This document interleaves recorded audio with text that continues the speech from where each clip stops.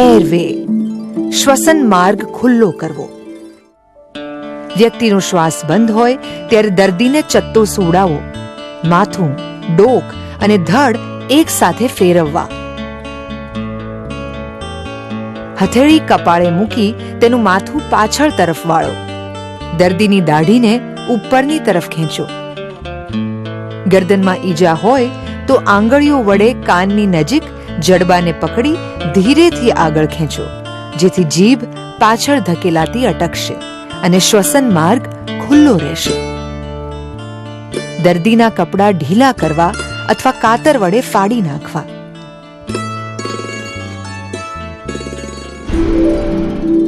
શ્વાસોશ્વાસ તપાસો. શ્વાસ ન સંભળાય, ન અનુભવાય તો શ્વાસ નળી ખુલ્લી રહે તેની કાળજી લો અને CPR ચાલુ કરવો.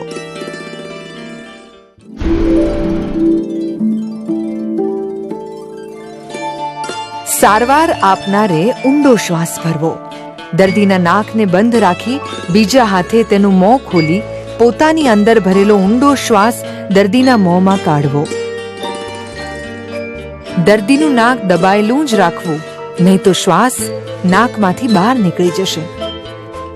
પ્રત્યેક શ્વાસ આપવા માટે 1.5 થી 2 સેકન્ડ લો. શ્વાસ ભરાયો છે તે ચકાસવા દર્દીની છાતી પર નજર રાખો.